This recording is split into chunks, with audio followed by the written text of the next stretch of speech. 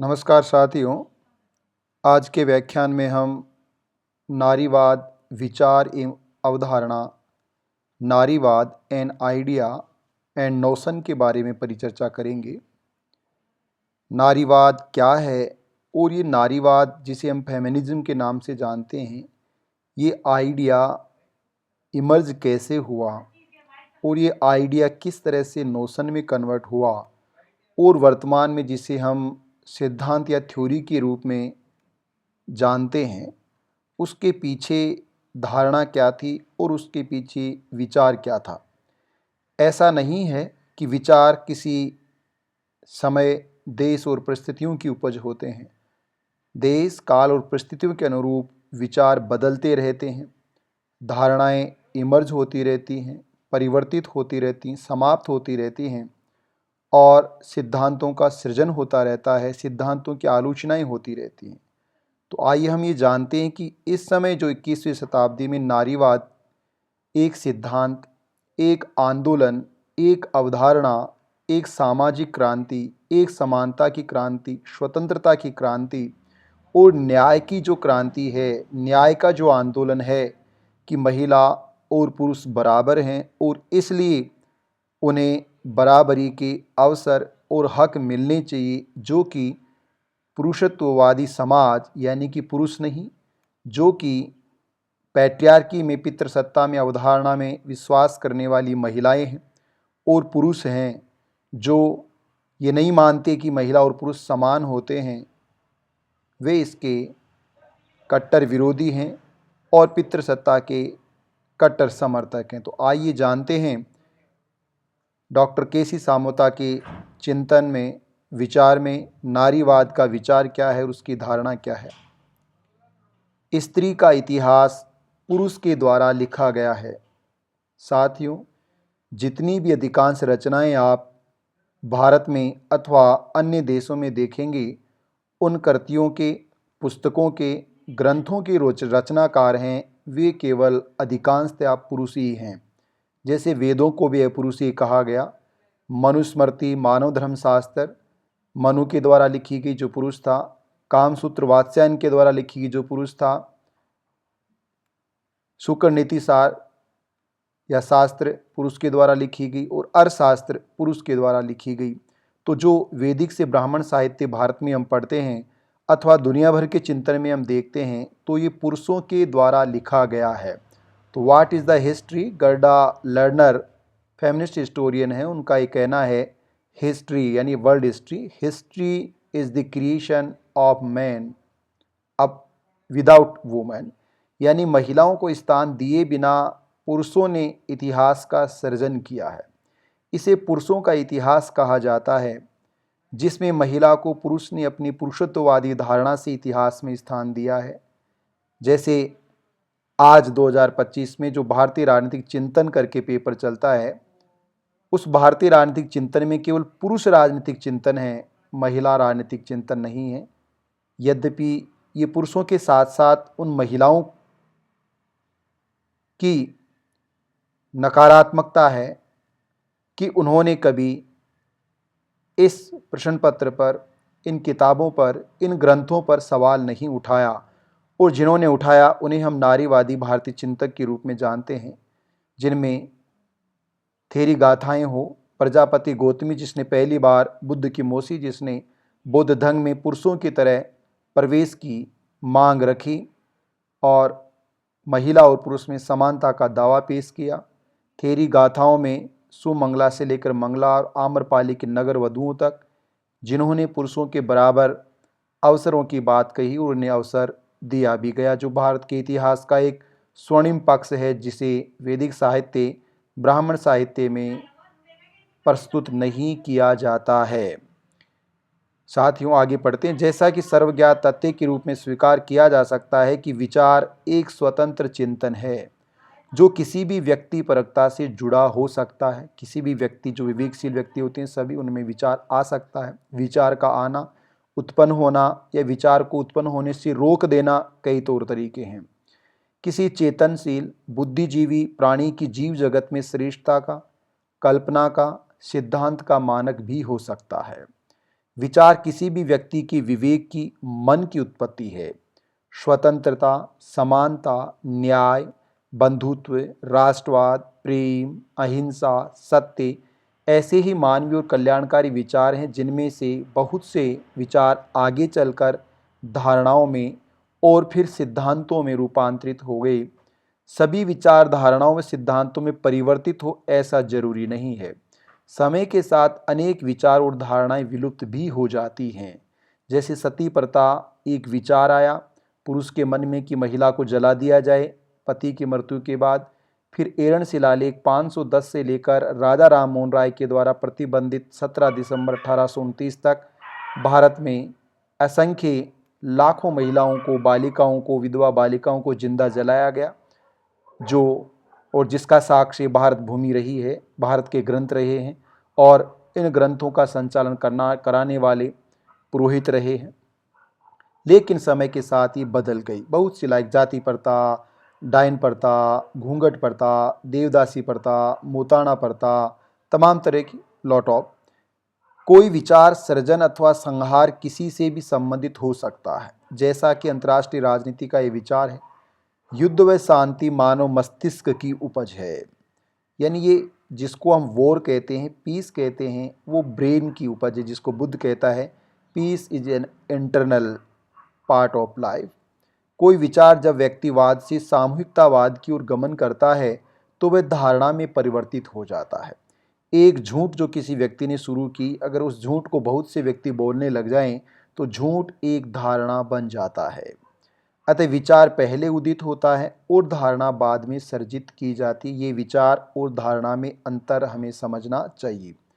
नारीवाद विरोधी विचार और इसकी धारणा पश्चिमी दुनिया और भारत दोनों में कथानक शैली और साहित्य के साथ घनिष्ठता पूर्वक जुड़ी हुई है। नया शब्द आपके लिए हो सकता है कथानक शैली, जिसमें कथा के रूप में, कहानी के रूप में, कल्पनाओं के रूप में एक शैली को इजाद किया जाता है और उसको बाद में साहित्य में स्थान दे दिया जाता है, जिनका विकास शताब्दियों के लंबे इतिहास के बाद पितृसत्ता के रूप में हुआ है।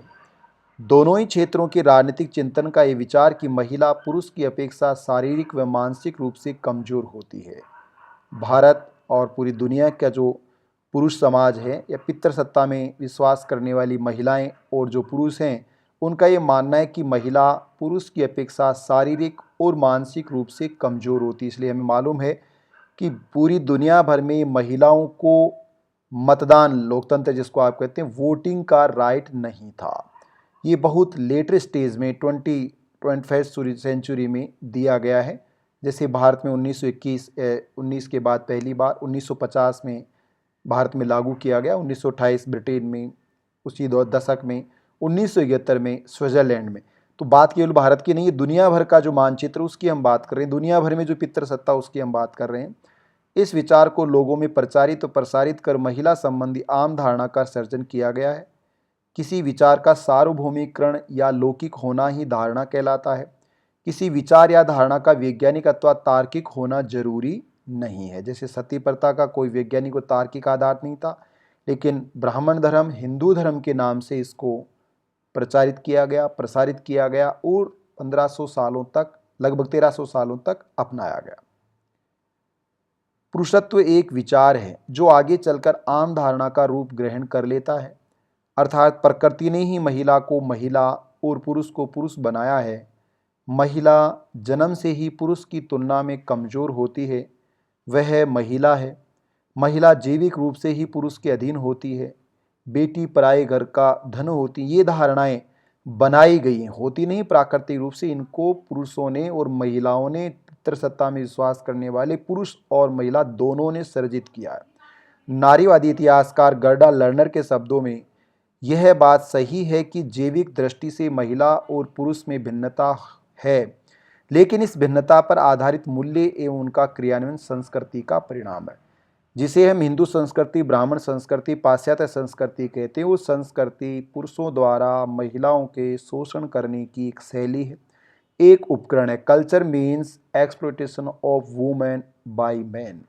इसलिए हम देखते हैं कि भारत में जो धर्म है, जो जाति है, जो भेदभाव है, जो गुलामी है, उसकी संवाहक महिलाएं ज़्यादा हैं, महिलाओं को ज़्यादा बनाया गया बजाय पुरुषों की तुलना में। इसलिए कलश सिर पर रखकर महिलाएं चलेंगी, मटका महिलाएं रखी चलेंगी, पुरुष ऐसा नहीं करने वाले हैं, क्योंकि ये पितृसत्ता ने इसको सर्जित किया है कि गुलामी की जो बेड़ियां हैं वो ज़्यादा से ज़्यादा महिलाओं को पहनाई जाएं, ताकि वो आगे संस्कृति के रूप में उनको संचालित करें। जैसे पुरुषों की वेशभूषा में अंतराल, लेकिन महिलाओं की वेशभूषा में अधिकांश जो महिलाएं हैं उनकी हम बात कर रहे हैं।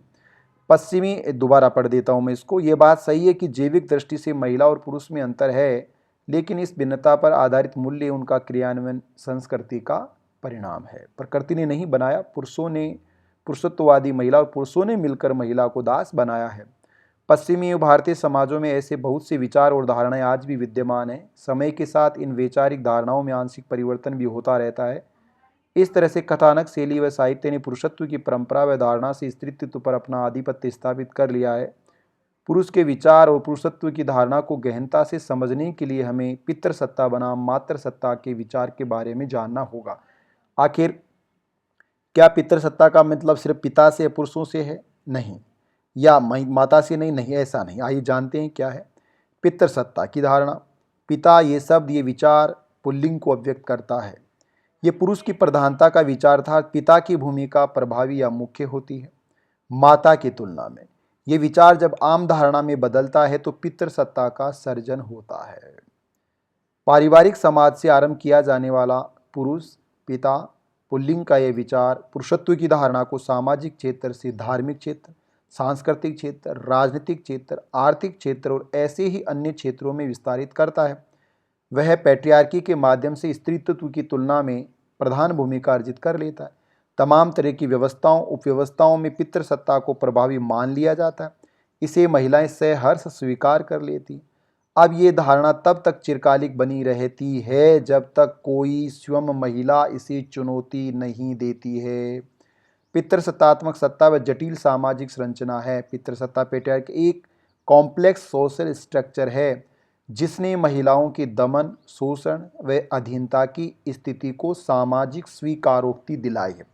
मतलब पुरुषों द्वारा महिलाओं का शोषण करना और इस शोषण को समाज से सहमति दिला देना, ये सबसे बड़ी बात है। पितृसत्तात्मक सत्ता ने महिलाओं के साथ लैंगिक असमानता का, जैसे घूंघट निकालना और उस घूंघट को समाज से सहमति दिला देना, लैंगिक असमानता का दुर्व्यवहार किया है, उन्हें मानवीय अधिकारों से वंचित किया है और ऐसा करके महिलाओं के लिए दासता जैसी स्थिति को सर्जित किया है। इसने महिलाओं को घरेलू जीवन तक सीमित कर दिया है। नारीवादी लेखिका गर्ना लर्नर के चिंतन में पितृसत्ता वह सामाजिक सत्ता, देखो पितृसत्ता केवल पुरुषों की नहीं है, पितृसत्ता एक सोशल अथॉरिटी है, सामाजिक सत्ता है जो कि परिवार में महिलाओं और बच्चों पर पुरुषों के वर्चस्व हेजेमनी को अभिव्यक्त करती है। इसे सामाजिक स्वीकारोक्ति प्रदान कर संस्थाईकरण के आवरण से सुसज्जित करती है और पुरुषत्व का विस्तार करती है। महिलाओं का इतिहास उनका जीवन बदल देता है। तो जिस तरह से आरएसएस राइट विंग कहते हैं कि फैमिली वैल्यू, तो ऐसे शोषण को और दमन को एक परिवार का सामाजिक ढांचे में डाल दिया जाता है, उसे जकड़ दिया जाता है जिसकी चार दीवारी से महिला बाहर नहीं निकल सकती। इसलिए चाहकर भी वो क्या करती है, उस घुटन में, दमन में और शोषण में अपनी खुशियां ढूंढती है और सहर्ष उसे स्वीकार कर लेती है।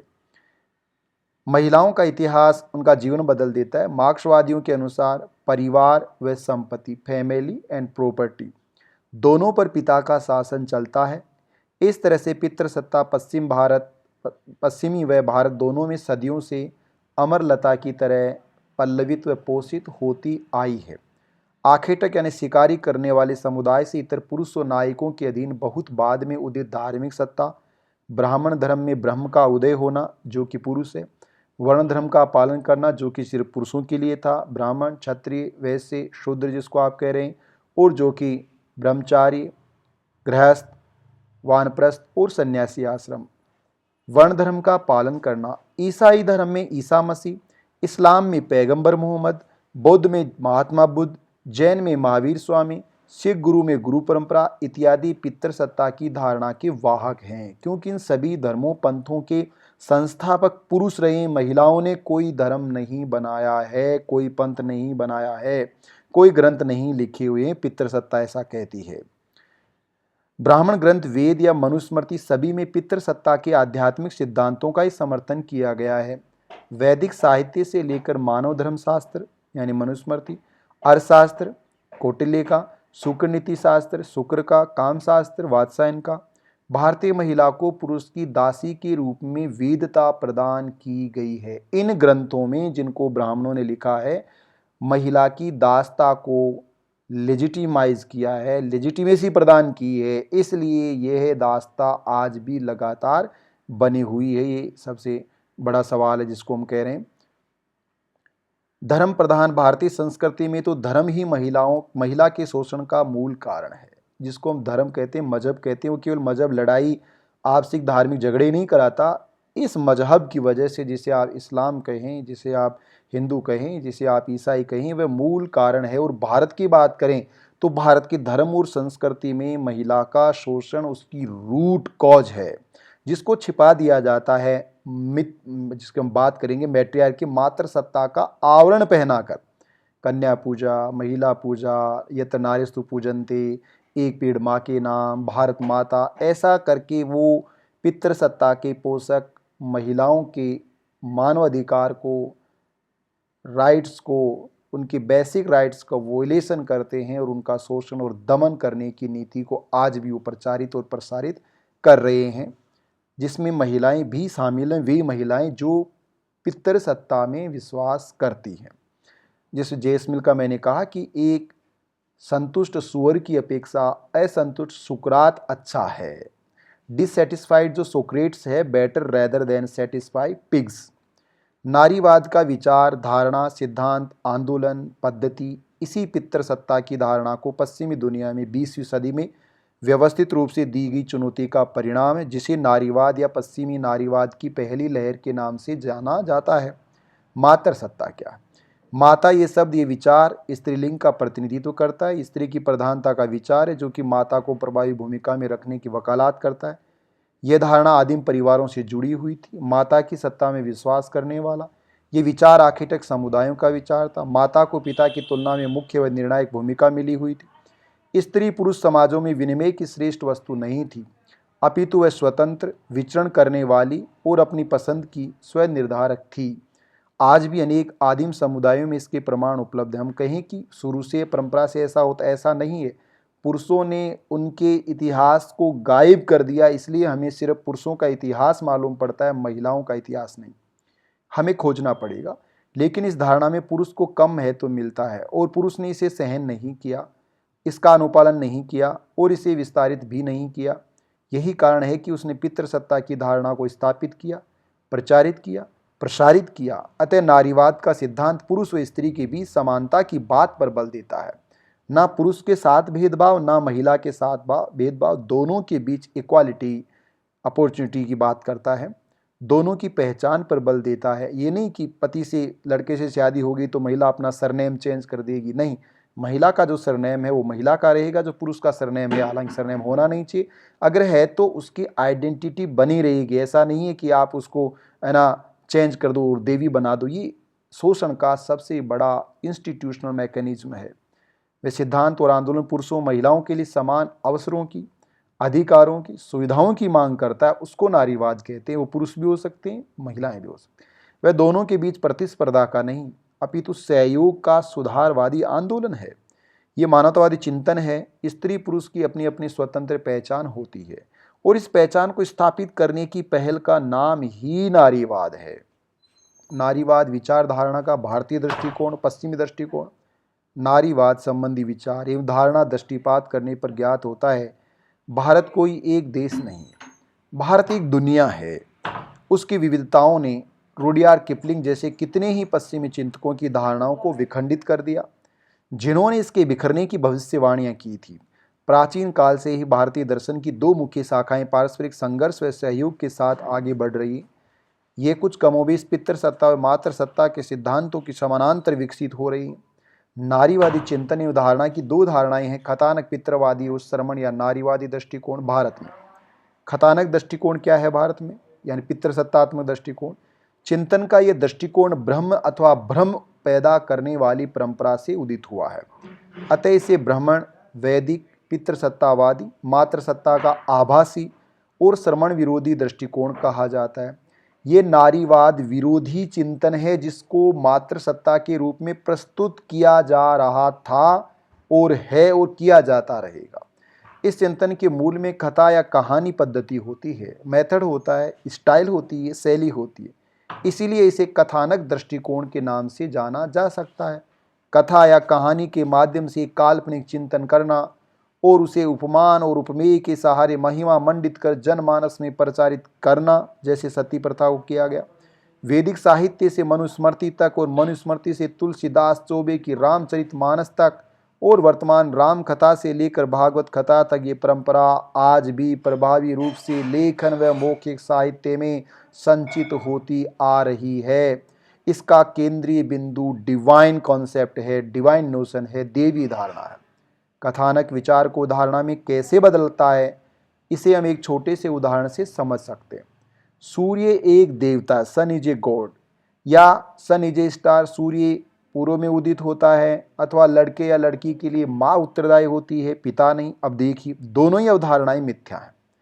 ना तो सूरज देवता है, ना सूरज पूर्व में उदित होता है, और ना ही लड़का या लड़की के लिए महिला जिम्मेदार होती है। फिर भी आज कितनी महिलाएं ये मानती हैं। देखिए, नोशन की वजह से भारतीय जनमानस कथानक चिंतन की देवीय धारणा को स्वीकार कर चुका है।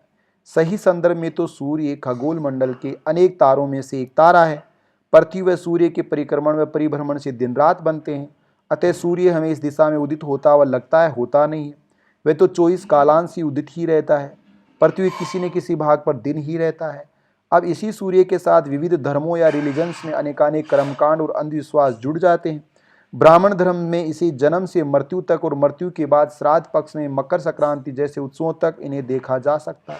और इन कर्म कांडों का संचालन जन्म संस्कार से मृत्यु संस्कार और उसके बाद तक वर्ण धर्म के पुरुषों के द्वारा ही किया जाता है, महिलाओं के द्वारा नहीं। इसी तरह से जीव विज्ञान के अनुसार पुरुष के गुणसूत्र या क्रोमोसोम निर्धारित करते हैं कि लड़का होगा कि लड़की होगी, क्योंकि महिला में तो केवल एक्स गुणसूत्र ही पाए जाते हैं, जबकि पुरुष में एक्स और वाई दोनों गुणसूत्र होते हैं। अतः संतान के लिंग के लिए पुरुष जिम्मेदार होता है, महिला नहीं। इट इज ट्रू, लेकिन इंडियन नोशन धारणा ये कहती है कि महिला जिम्मेदार, इसीलिए महिला का शोषण किया जाता है। महिला ये मानती भी है।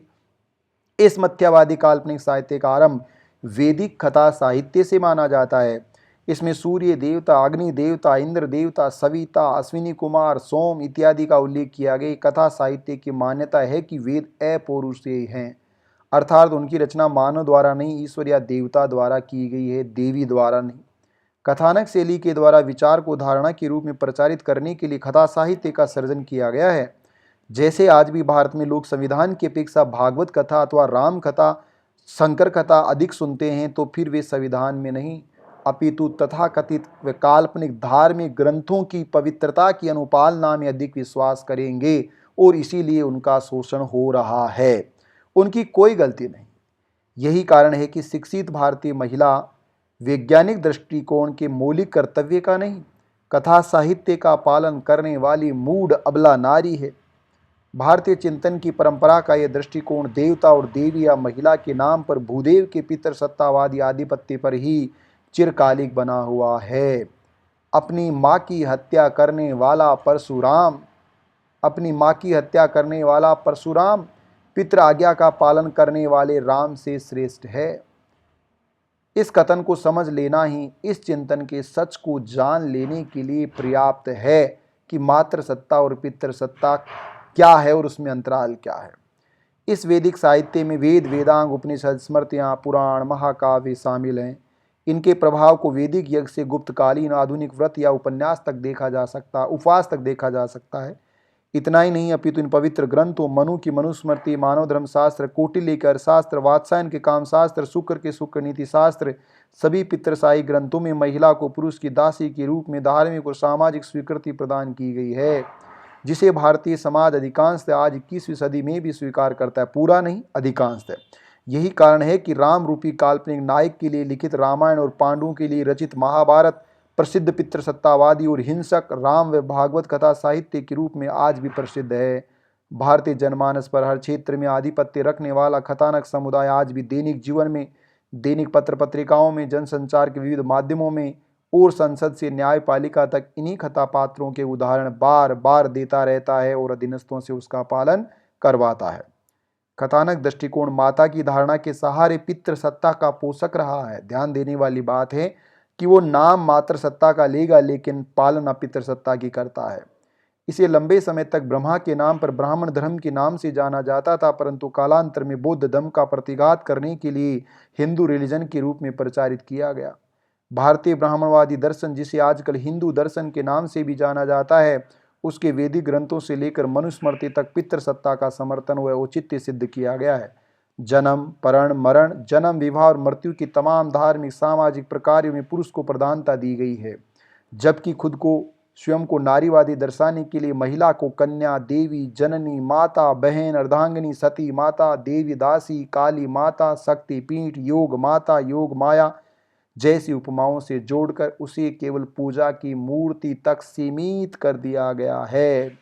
हिंदू देवी देवताओं की संरचना व कार्य प्रणाली की धर्म मीमांसा में इसे समझा जा सकता है, जैसे कि विवाह का देवता गणेश पुरुषत्व का प्रतिनिधित्व करता है और उसकी दो पत्नियां महिला दासता और महिला की अधीनस्थता की प्रतीक हैं। ब्राह्मण ग्रंथों में विराट पुरुष ब्रह्मा की उत्पत्ति से लेकर व्यक्ति के सौदाग्रह तक पुरुषत्व को स्थान दिया गया है।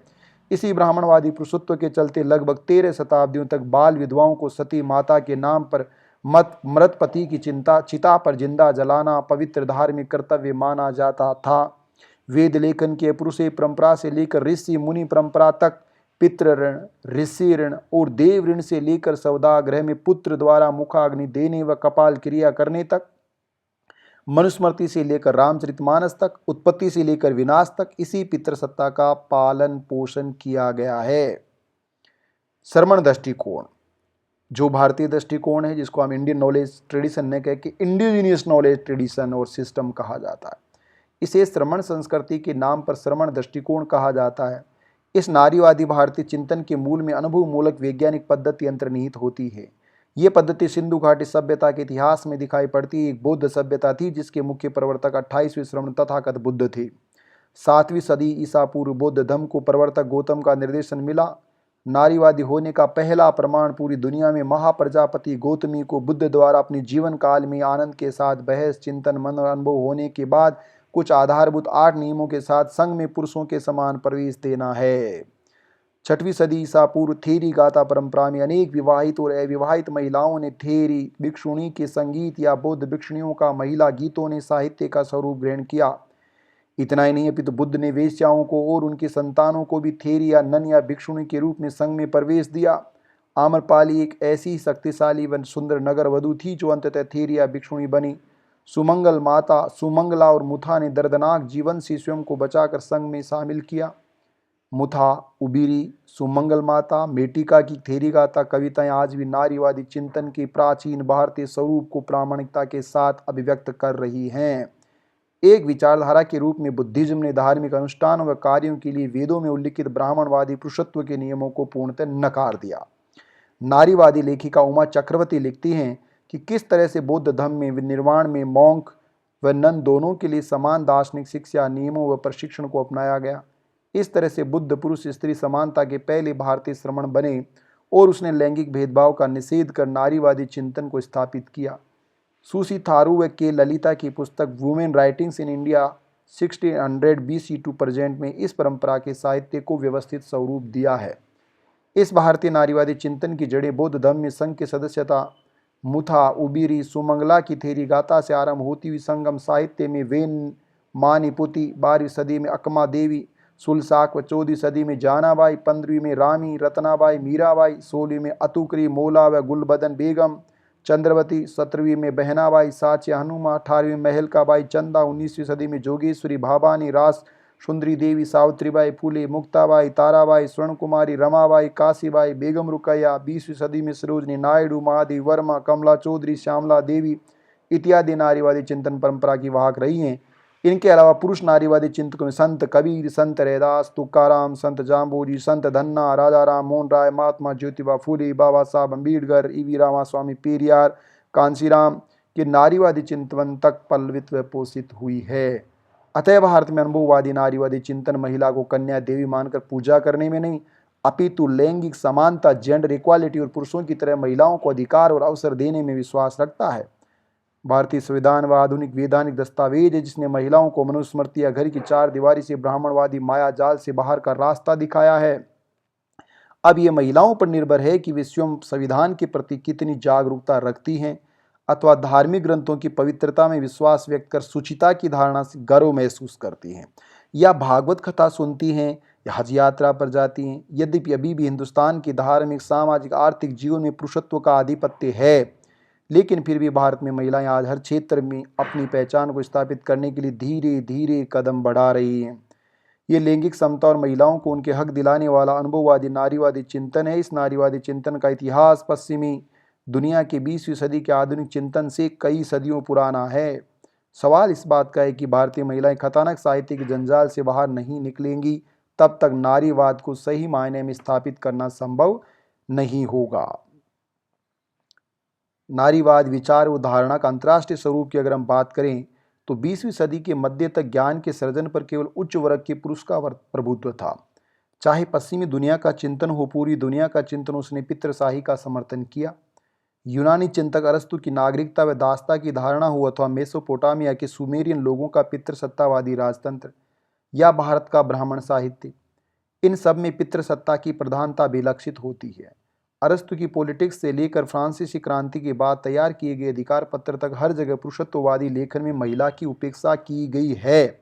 नीत्शे ने पुरुष की तरह महिला के लिए समानता के अधिकार को मजाक कहा है, मजाक। ये विश्व इतिहास के निर्माता अथवा ज्ञान के उत्पादक पुरुष समाज का दायित्व रहा है कि वह महिला व पुरुष में विद्यमान जैविक अंतराल के सहारे पितृसत्ता का संरक्षण करे। यही वास्तविकता है। 11वीं सदी में जन्मी हिल्डगार्ड ऑफ बिंगन चर्च की महिला पुजारी, पादरी या नन बनी।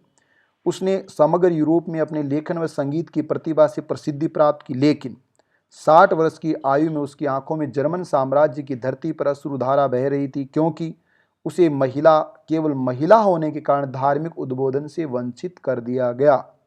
15वीं सदी में अंग्रेज महिला जूलियन ऑफ नॉर्विक का यह तर्क कि वह कौन थी जिसने मुझे जन्म देने के लिए चुना और बनाया। इसी के समकालीन माइग्रेट कैम्पे, जिसने अंग्रेजी में पहली आत्मकथा लिखी, माइग्रेट कैम्पे, पवित्र भूमि के लिए सवाल खड़े किए। आने वाले समय महिलाओं के द्वारा चर्च की पवित्रता के नाम पर महिलाओं पर आरोपित धार्मिक आध्यात्मिक प्रतिबंधों को बड़े स्तर पर चुनौती दी गई। 20वीं सदी की प्रसिद्ध अंग्रेजी लेखिका वर्जीनिया वुल्फ को केवल महिला होने के कारण ऑक्सफोर्ड यूनिवर्सिटी के पुस्तकालय में प्रवेश नहीं दिया गया। पूरी दुनिया में पवित्रता सूचिता की आवरण महिला को ही पहनाया गया है, पुरुषों को नहीं। महिलाओं को किसी भी शिक्षण संस्थान में इसलिए प्रवेश नहीं दिया गया कि वे ज्ञान के पवित्र केंद्र या शिक्षण संस्थान को प्रदूषित या गंदा कर देती। जैसे अग्नि परीक्षा रामायण में सीता की ली गई है, राम की नहीं ली गई, ऐसी ही नारीवाद विरोधी ब्राह्मण परंपरा भारत के देवालयों से लेकर रसोई घर तक आज भी विद्यमान है। आज भी न जाने कितनी महिलाओं को कई तरह की अग्नि परीक्षाओं से गुजरना पड़ता है। सबरीमाला प्रवेश प्रकरण हाल ही में भारत में महिला की अपवित्रता को लेकर विश्व स्तर तक बहुचर्चित मुद्दा रहा। पश्चिमी दुनिया में 14वीं से 18वीं शताब्दी की पुनर्जागरण औद्योगिक क्रांति के बाद पुरुष ने स्वयं को प्रकृति के समान समझते हुए महिलाओं को तमाम तरह की सुविधाओं से वंचित कर दिया। इतना ही नहीं, पश्चिमी पुरुष समुदाय अथवा यूरोपीय समाजों ने व्यापार के माध्यम से अपने राजनीतिक वर्चस्व को दुनिया में पितृसत्तात्मक विचारधारा के रूप प्रचारित किया, जिसे साम्राज्यवाद उपनिवेशवाद के नाम से मान्यता मिली। इसी मध्यकाल में यदि शिक्षा के क्षेत्र में महिलाओं की स्थिति पर चिंतन करें तो मालूम होता है कि ज्ञान के प्रत्येक क्षेत्र से वंचित रखा गया। जैसा हम जानते हैं, ज्ञान व शक्ति में विशेष संबंध होता है। यही कारण है कि दुनिया भर में महिलाओं को ज्ञान, शक्ति व सत्ता के क्षेत्र से पुरुष प्रभुत्व के द्वारा हाशिए पर धकेला गया। स्विट्जरलैंड जैसे लोकतांत्रिक देशों में महिलाओं को 1971 तक मतदान का अधिकार नहीं था। पितृसत्ता का सबसे अच्छा अंतर्राष्ट्रीय उदाहरण है। पुरुषत्ववादी वर्चस्व के चलते महिलाओं को न केवल सार्वजनिक क्षेत्र अपितु उनके स्वयं शरीर पर नियंत्रण से भी वंचित कर दिया गया। विवाह की अनिवार्यता, विवाह के बाद पति के हिसाब से रहने का संस्कार, फिर पिता की इच्छा अनुसार बच्चे पैदा करने की बाध्यता, फिर लड़का होने की धारणा, मृत्यु पर लड़के द्वारा अंतिम संस्कार करने की ऋण प्रथा, न जाने कितनी पुरुषत्ववादी आडंबर कदम कदम पर निर्मित किए गए। जैसे श्रृंगार परंपरा के नाम पर महिला को एडी से चोटी तक आभूषणों में बांध दिया जाता है, जकड़ दिया जाता है, वैसे तो किसी हिंसक जानवर को भी कैद नहीं किया जाता। यही कारण है कि नारीवादी सिद्धांत का पहला प्रतिमान सार्वभौमिक पुरुष वर्चस्व के खिलाफ था। तो नारीवाद क्या? एक सिद्धांत, एक पद्धति, एक क्रांति, एक विचारधारा, एक सामाजिक, सांस्कृतिक, राजनीतिक, आर्थिक, बौद्धिक, शैक्षणिक आंदोलन जो कि मानव समुदाय की आदि आबादी के एहसास से जुड़ा हुआ है, उसकी फीलिंग से जुड़ा हुआ है। नारीवाद 20वीं सदी की वह आधुनिक राजनीतिक विचारधारा जो पुरुषों और महिलाओं के बीच प्रत्येक क्षेत्र में विद्यमान असमानता, सभी प्रकार के भेदभावों को व्यक्त करती है और पुरुष व महिला के बीच समानता, भेदभावों के अंत की वकालत करती है। ये फ्रांसीसी क्रांति से उत्प्रेरित राजनीतिक आंदोलन का सामाजिक सिद्धांत है जो कि महिलाओं के अनुभव से उदित हुआ। हम जानते हैं कि प्रत्येक क्षेत्र में सर्वोच्चता, अधीनता के सभी स्वरूपों में सत्ता का खेल और पदानुक्रम सम्मिलित रहता है। ये महिलाओं में शिक्षा, ज्ञान के माध्यम से पश्चिमी दुनिया में विकसित नई सिद्धांत है जिसने पुरुषों के समान महिलाओं के लिए भी समानता, स्वतंत्रता, न्याय की मांग की है। नारीवाद पुरुष और महिला के बीच प्रतिस्पर्धा को नहीं, सहयोग को अभिव्यक्त करने वाली विचारधारा है, परंतु यह सहयोग उन तमाम सुविधाओं को महिलाओं के लिए भी उपलब्ध कराने पर निर्भर है जो कि पुरुषों को मिली हुई हैं या जिनका उपभोग पुरुष कर रहा है। तो ये चिंतन शक्ति प्रतिनिधित्व के सवालों के साथ गहराई से जुड़ी हुई है। नारीवादी आंदोलन अथवा चिंतन पितृसत्ता की तरह मातृसत्ता की वकालत नहीं करता, अपितु पितृसत्ता व मातृसत्ता दोनों का अंत करके समानता के सिद्धांत पर बल देता है। नारीवाद व राजनीतिक चिंतन जो पुरुष या महिला और नर नारी के बीच जैविक या यौन अंतराल के आधार पर सामाजिक सांस्कृतिक भेदभाव के अंत की पैरवी करता है। संस्कृति किसी भी महिला के शोषण की शैली और उपकरण दोनों होती है। अतः नारीवाद सेक्स, जेंडर और वुमन के चिंतन को पृथक पृथक संदर्भ में समझने के दृष्टिकोण को अपनाने का समर्थन करता है। नारीवादी चिंतन पुरुष और महिला के बीच दैनिक जीवन में प्रयुक्त शब्दावली के अंतर को भी समाप्त करने पर बल देता है। ये चिंतन सेक्स या यौन के स्थान पर जेंडर या बालिका और बालक के स्थान पर विद्यार्थी जैसी शब्दावली के प्रयोग का समर्थन करता है। नारीवाद दुनिया भर में मानव जीवन के प्रत्येक क्षेत्र में महिलाओं को पुरुषों के समान ही आगे बढ़ने के अवसर देने के प्राकृतिक सिद्धांत को मान्यता देता है। जैसे हाल ही में वर्ष 2024 में फ्रांस में माई बॉडी माई चॉइस को कॉन्स्टिट्यूशनल रिकॉग्नाइजेशन दिया गया है। नारीवाद 20वीं सदी के मध्य का नवीनतम आंदोलन बौद्धिक जगत में माना जाता है। द्वितीय महायुद्ध और उसकी वजह से दुनिया में उत्पन्न संकट ने सबको विचार करने पर मजबूर कर दिया।